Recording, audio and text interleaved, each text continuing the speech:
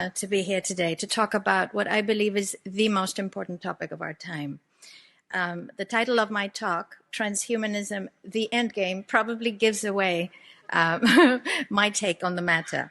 I'm not going to get into the technical aspects of transhumanism, though I do believe that one of the problems with faith with regards to public understanding of the matter is that it encompasses such a wide range of things. And we've seen some of them, but from genetic engineering, implant technology, artificial intelligence, nanotechnology, all the way to cybernetic prosthetics.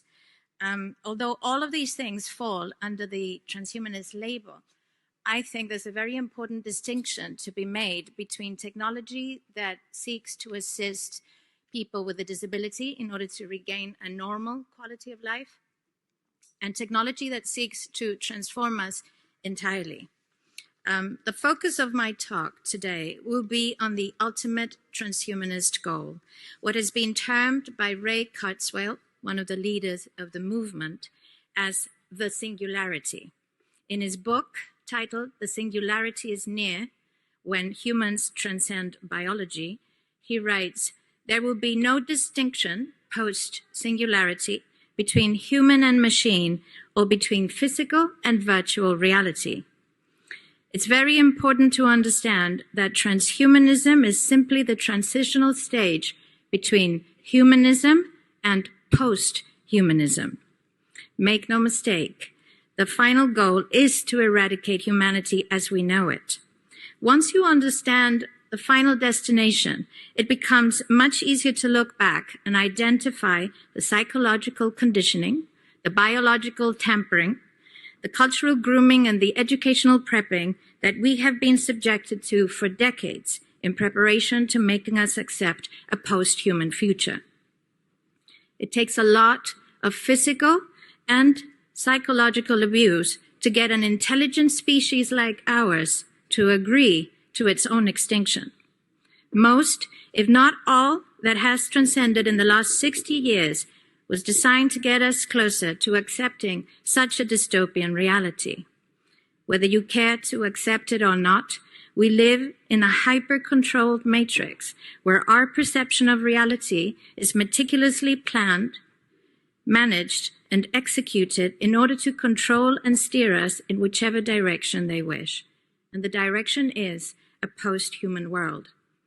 For this, they first needed to destabilize, dehumanize, and demoralize humanity through every means possible.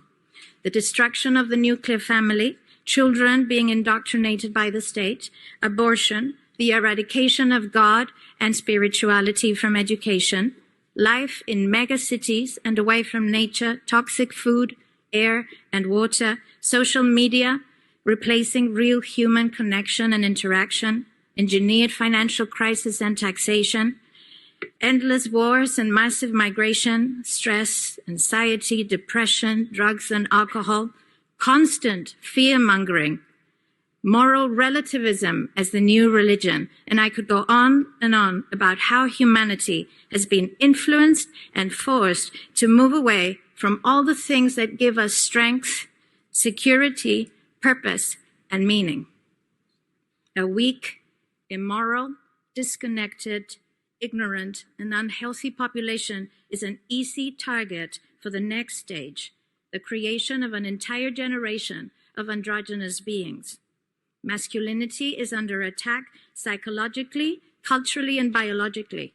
Women are being replaced in sports, entertainment, and politics by men pretending to be women, and children are being indoctrinated at school to think that gender is a choice. The transgender movement is not a grassroots movement. It comes from the top. It has nothing to do with people's freedom of expression, sexuality, or civil rights. It's an evil psyop with a clear agenda to get us closer to transhumanism by making us question the most fundamental notion of human identity, our gender.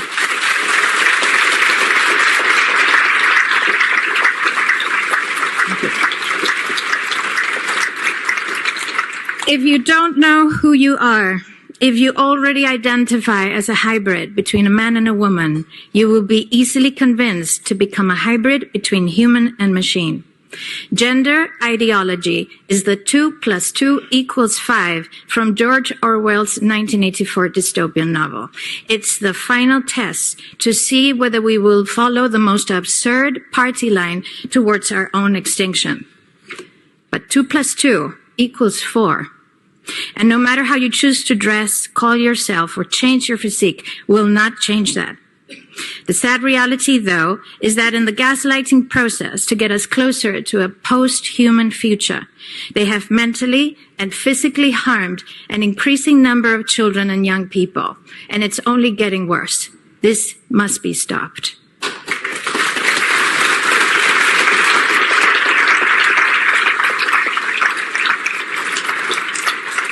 Understanding the philosophy and the ideology behind the transhumanist movement is crucial if we're going to make the right choices as a species. Transhumanism stands on the premise that there is no God, that there is no spiritual realm, and that we possess no soul. Does anybody feel like a soulless being in this room? It is the most materialistic and Darwinian understanding of who we are. And in my opinion, it is the most reductionist and frankly insulting notion of humanity. For decades, we have been prepped and groomed to accept the notion that without technological enhancements, we will not survive the future, but instead become obsolete. Yuval Noah Harari is doing a marvelous job at convincing everyone that we will become what he calls the useless class in the face of a world driven by AI, that we are simple, hackable animals restricted by our own biology. But the truth, however, is very, very different. They don't want to alter us because we are flawed, weak, and limited. They want to alter us because we are none of those things. And it's increasingly difficult to control the billions of resourceful, resilient, and creative humans that we are. There is a reason why it's called artificial intelligence. And that's because it is artificial. It's not real intelligence. Real intelligence necessitates of consciousness, something that machines will never possess. And in any case, who said we wanted to merge with machines? Why should we allow some megalomaniac nerds and their big tech billionaire friends dictate our future? I think most people just want to be able to live a peaceful life in a healthy environment where they can pursue their dreams. Technology must be at our service, not to replace us or destroy us. Give us free energy, and the world will transform instantly. Give us nutritious food, clean air, and water, and disease will be eradicated. Allow us to live in a humane system instead of a free-range tax farm, and you will see how depression, anxiety, and stress dissipates. Let's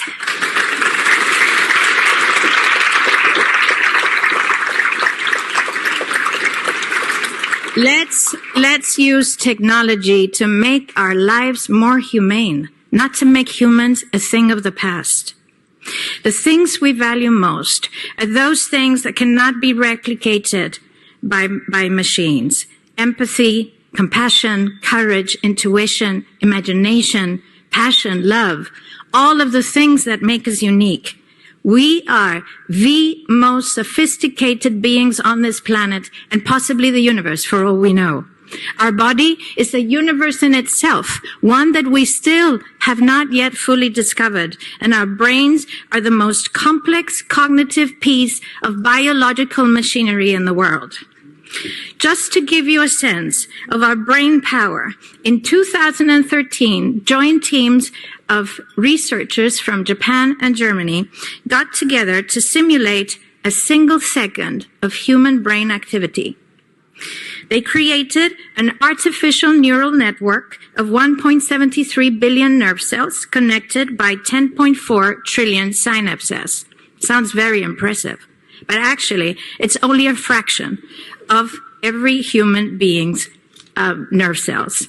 Scientists believe we all carry between 80 and 100 billion nerve cells, or about as many stars in the Milky Way. the researchers were actually not able to simulate the human's brain activity in real time. And it took 40 minutes with a combined muscle of 82,944 processors to get just 1 second of biological brain processing time. But they want to make you think you're useless. They don't want to make you better. They don't want to make you a superhuman.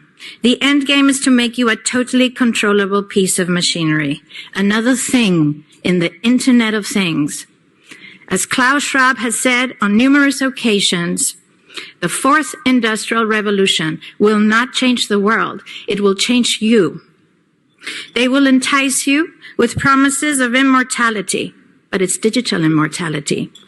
They will try to convince you of a life without disease and suffering, but by disconnecting you from the natural web of life and connecting you to the grid. And they will speak of becoming gods, Homo Deus, in the words of Mr. Harari. Well, we once took a bite of that apple, and we fell. And we've been falling ever since. But I think we now have a chance to redeem ourselves. We now have a chance to change our ways, to understand our foolishness, to see where we went wrong, a chance to walk in the right direction with appreciation, with humility, with courage, with truth, with faith, and with love. Let's not take this chance to transform ourselves to something different, but to become the best version of ourselves. We are not here to become God. We are here for God to experience life through us. Thank you.